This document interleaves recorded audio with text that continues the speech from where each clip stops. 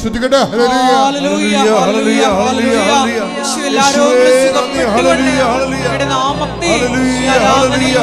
Hallelujah വീണ്ടും മഹത്വപ്പെടുത്തണമേ. Hallelujah hallelujah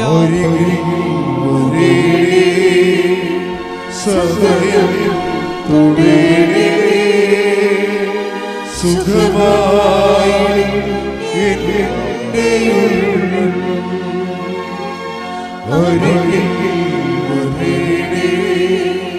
സദയം തുടരേ സുഖമായി ഉട്ടേന്നിക്കുക മക്കളെ, ഉട്ടേന്നുകൊണ്ട് ഇപ്പോഴും മൗനമായി പ്രാർത്ഥിക്കുക. നമ്മൾ ഇത്രയും നേരം 2 മണിക്കൂറോളം കർത്താവിനെ കേട്ടുകൊണ്ടിരിക്കുകയെന്ന് ഓർക്കണം. ഈ ആസ്തിയിലാണ് എൻ്റെ മക്കൾ പ്രാർത്ഥിക്കേണ്ടത്. എന്തെങ്കിലും കാര്യങ്ങൾ അച്ഛൻ വിട്ടുപോയിട്ടുണ്ടെങ്കിൽ ആ വിഷയത്തിന് ദൈവം തീരുമാനമെടുക്കുന്ന പരിശുദ്ധമായി നിങ്ങൾക്ക് വേണ്ടി മധ്യസ്ഥം വഹിക്കുന്ന സമയമാണ്. മൗനമായി പ്രാർത്ഥിക്കട്ടെ.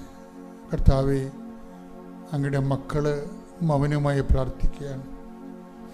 കെട്ട വചനങ്ങളിൽ ജീവിച്ചു കൊള്ളാവുന്ന മനസ്സുകൊണ്ട് തീരുമാനമെടുത്തുകൊണ്ട് ഉടമ്പടിയുടെ ജനത, ഉടമ്പടി വഴി അങ്ങയുടെ അവകാശവും ഓഹരിയുമാകുന്ന ജനത, അങ്ങയുടെ വാഗ്ദാനങ്ങൾക്ക് നേരവകാശികളായവർ ഈ നിമിഷം അങ്ങയുടെ തിരുസന്നിധി നിന്നെ നാഥനും രക്ഷകനുമായി ഏറ്റുപറഞ്ഞുകൊണ്ട് നിൻ്റെ ആരാധനയുടെ താഴ്വരയിലെ, സിയോൻ മലയിലെ, ഹൊറേബ് മലയിലെ, സിനായി മലകളിലെ എല്ലാ ആവശ്യിച്ചതേ ആരാധ്യമായ നിൻ്റെ ചരിത്ര ചൈതന്യം, വിടുതലിൻ്റെ ചൈതന്യം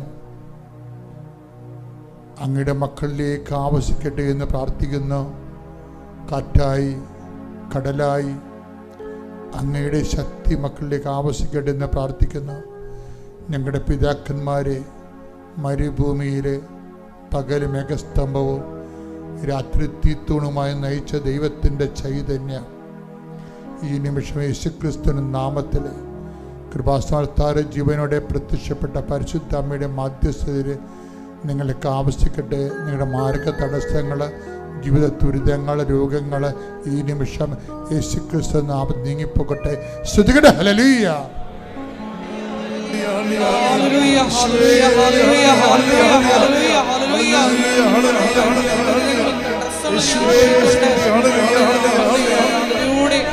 വീണ്ടും മഹത്വപ്പെടുത്തണമേ. Hallelujah hallelujah.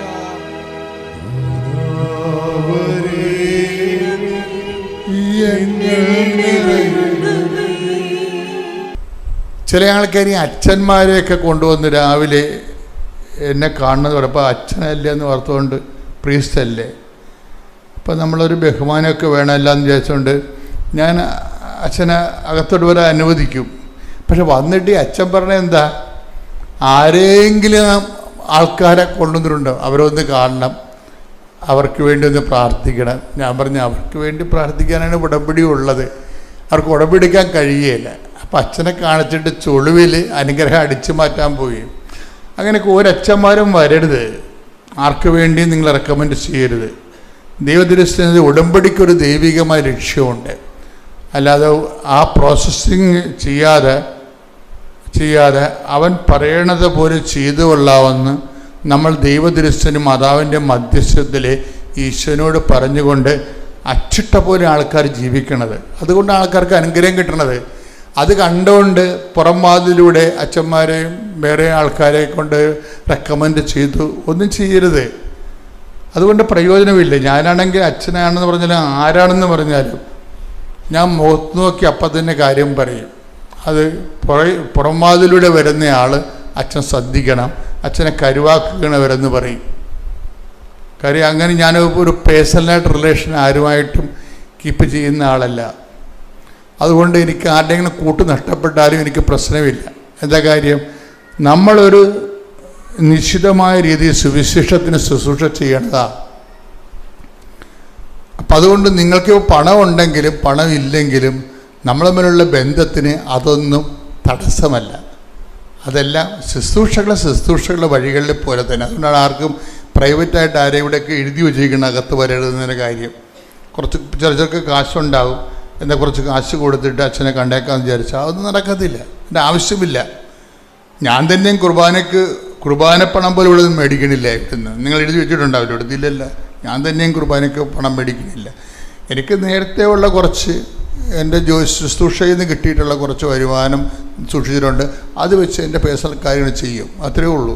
ഇവിടുന്ന് 5 പൈസ മേടിക്കത്തില്ല കൃപാസനത്തിൽ നിന്ന്. നിങ്ങളങ്ങനെ ധരിക്കരുത്.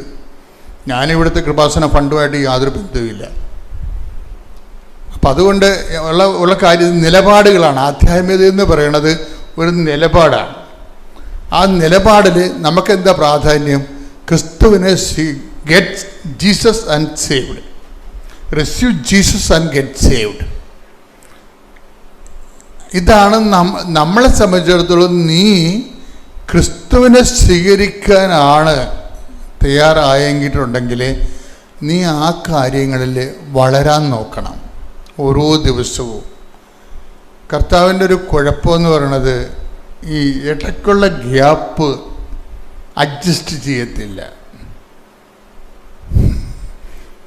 മനസ്സിലായില്ലേ? അതെപ്പോഴും നമ്മൾ മനസ്സിലാക്കണം. ഈ നാദാനികളൊക്കെ സൈഡ് ലൈൻ ചെയ്തതിൻ്റെ കാരണം അതാണ്. അതിലൊരു കാര്യമാണ്, ഈ കാപഠ്യമില്ലാത്ത നല്ല മനുഷ്യനെ എന്തുകൊണ്ട് ശിഷ്യനാക്കിയില്ല?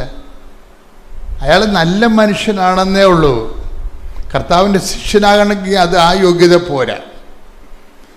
കർത്താവ് പറയണത് നിങ്ങൾ ഇടയ്ക്ക് ഗ്യാപ്പ് ഉണ്ടാകരുതെന്ന് പറയും.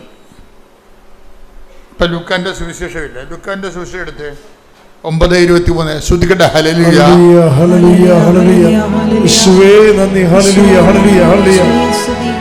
ലൂക്ക 9:23. ലൂക്ക 9:23.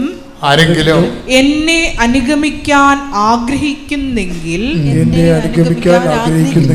അവൻ തന്നെ തന്നെ പരിത്യജിച്ച് അനുദിനം തന്റെ കുരിശുമെടുത്തുകൊണ്ട് എന്നെ അനുഗമിക്കട്ടെ. ഇതിൽ ഏറ്റവും പ്രധാനപ്പെട്ട വാക്യതാണ്. ആരെങ്കിലും എന്നെ അനുഗമിക്കാൻ ആഗ്രഹിക്കുന്നെങ്കിൽ അവൻ തന്നെ തന്നെ പരിത്യജിച്ച് അനുദിനം തൻ്റെ കുരിശും എടുത്തുകൊണ്ട് എൻ്റെ പിന്നാലെ വരട്ടെ. ഇതിൽ ഏറ്റവും പ്രധാനപ്പെട്ട വാക്യതാണ്. പറ, സ്വയം വൃത്തിയാകും. പിന്നെ പറഞ്ഞോളൂ. അനുദിനം. ദാറ്റ് ഈസ് അതാ അനുദിനം. അതിൻ്റെ പ്രശ്നം വെച്ച് കഴിഞ്ഞാൽ ഈ വൺസ് ഇൻ ഫോർട്ട്നൈറ്റ് അല്ല, നടക്കത്തില്ല വർക്കൗട്ട്. ഇത് വളരെ സീരിയസാണ്. ഈ കുരിശെന്ന് പറഞ്ഞ സാധനം ഇന്നെടുത്ത് പിന്നെ അടുത്ത ആഴ്ച എടുക്കണമല്ല. ആ അനുദിനം എന്നുള്ള വാക്കാണ് പ്രശ്നം. ഇതിലൊന്നും ഈ നാദാനിയേൽ ഇതൊന്നും പറ്റത്തില്ല. അയാൾ സിംപ്ലിഫൈ അലക്കി തേച്ച അയാൾ ഒരു മനുഷ്യനാണ്. പക്ഷെ അയാൾക്ക് ക്രിസ്തുവിൻ്റെ ശിഷ്യനാകാൻ പറ്റത്തില്ല. ക്രിസ്തുവിൻ്റെ ശിഷ്യനാകണമെങ്കിൽ ആദ്യം ഡെയിലി ക്രോസ് ഉണ്ടാകണം. ഈ ഡെയിലി ബ്രെഡ് എന്ന് പറഞ്ഞ പോലെ തന്നെ ഉള്ള സംഭവമാണ്. അന്നു വേണ്ട ആഹാരം പോലെ തന്നെ പ്രധാനപ്പെട്ടതാണ് അന്നു വേണ്ട കുരിശ്. ഏതെങ്കിലും ഒരു നിമിഷം ഏതെങ്കിലും ഒരു കാര്യത്തെക്കുറിച്ച് ചങ്കിനൊരു വേദന ഒരു ആധ്യാത്മിക മുദ്ര പോലെയാണ്. ഏതെങ്കിലും ഒരു ദിവസം അല്ല ഒരു ദിവസത്തിൽ ഏതെങ്കിലും ഒരു മുഹൂർത്തം എന്തിനെങ്കിലും കുറിച്ച് ആരെങ്കിലും തന്ന വിഷയത്തിനെക്കുറിച്ച് ഒരു വേദന മനസ്സിൽ സൂക്ഷിച്ചിട്ട് അത് നിങ്ങൾ ക്യാരി ഓവർ ചെയ്യണം ക്രിസ്തുവിൻ്റെ നാമത്തിലെന്ന്. പിന്നെ നമ്മൾ റിലീവ്ഡായി. മനസ്സിലായില്ലേ? നമ്മളെ റിലീവ്ഡ് ആക്കുക എന്ന് വെച്ച് കഴിഞ്ഞാൽ സ്വതന്ത്രമാക്കുക. അല്ലെങ്കിൽ അത് തന്നെ തലയെ കൊണ്ട് നടന്ന് തലഭാരമേറ്റി നടക്കണമല്ല.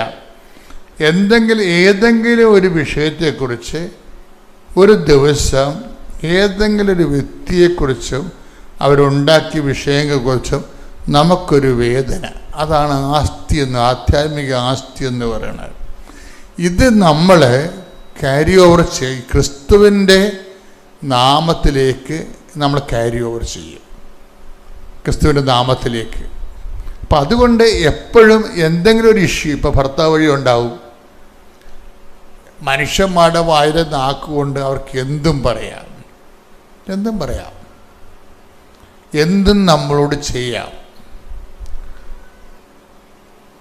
അപ്പം നിങ്ങളോട് സ്വാതന്ത്ര്യമുള്ളവർ കൂടുതൽ അല്ല, നിങ്ങളുടെ മക്കളൊക്കെ നമ്മൾ തന്നെ ഓർക്കും, ഇവനൊക്കെ ഇത്രയും വലുതായിട്ടും ഒരു ബോധം വെച്ചില്ല എന്ന് ഓർക്കും. നമ്മുടെ മക്കൾ നമ്മളോട് കാണിക്കുന്ന ചില കോപ്പറേറ്റ് തരങ്ങൾ കണ്ടു കഴിഞ്ഞാൽ അവരൊരു ഇപ്പം നമ്മൾ ഒരു ക്ഷീണമായിട്ട് കിടക്കുകയാണ്, അവൻ തിരക്കി പിടിച്ച് വന്ന് ബൈക്കിനെ കാറിനെ ഇറങ്ങി എന്തെങ്കിലുമൊക്കെ എടുത്തുകൊണ്ട് പോയി എഴുന്നെടുത്ത് അവിടെയും തിരികെ വെച്ച് ഇവിടെയും തിരികെ വെച്ചിട്ട് അവൻ ഉടനെ പോവും. അമ്മ ചിലപ്പോൾ നടുവ് വെട്ടി കിടക്കിയിരിക്കും. എന്താണ് അമ്മ കിടക്കണമെന്ന് പോലും അവൻ ചോദിക്കത്തില്ല. ഞാൻ പറഞ്ഞത് ചോദിക്കരുതെന്ന് എൻ്റെ അഭിപ്രായം.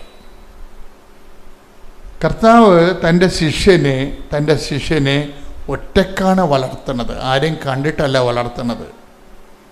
അപ്പോൾ നിങ്ങൾ പറയും, അവൻ ജയിക്കാൻ പറയും, അവൻ ഇപ്പം കല്യാണം കഴിച്ചുകൊണ്ടാണ് ഇപ്പം അവൻ ആ പെണ്ണ് പറയാണ് കേൾക്കണത്, എന്നെ കേൾക്കണില്ല.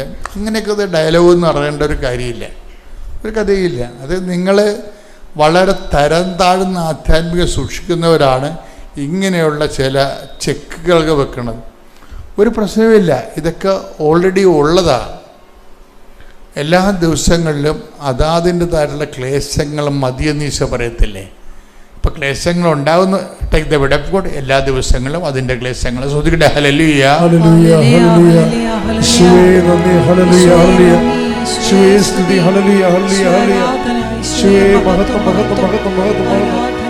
ഹല്ലേലൂയ, ഹല്ലേലൂയ, ഹല്ലേലൂയ, ഹല്ലേലൂയ. ആരാധന, ആരാധന യേശുവേ, ആരാധന, ആരാധന, ആരാധന യേശുവേ, ആരാധന. കരങ്ങൾ വീശുവാൻ ആരാധന, ആരാധന ശ്രീയേ, ആരാധന. എൻ്റെ പേര് നിഷ കുര്യൻ. ഞാൻ കോലഞ്ചേരിയിൽ നിന്ന് വരുന്നു. എനിക്ക് 43 വയസ്സുണ്ട്. എനിക്ക് 3 പെൺകുട്ടികളാണ്.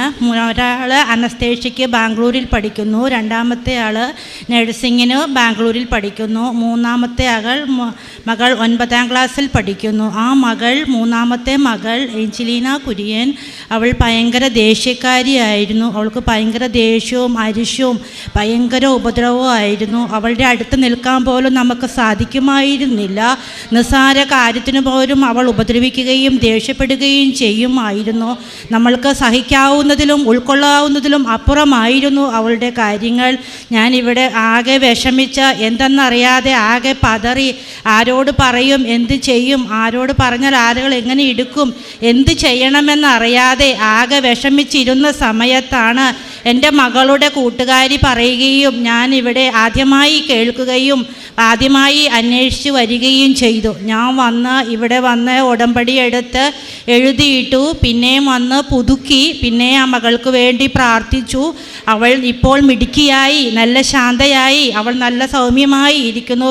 പിന്നെ അവൾ വാതിലടച്ച് കുറ്റിയിട്ട് മുറിക്കകത്തിരിക്കുകയായിരുന്നു. നമ്മൾക്കൊരു സാധനം ആ മുറിയിൽ നിന്ന് എടുക്കാൻ സാധിക്കുമായിരുന്നില്ല.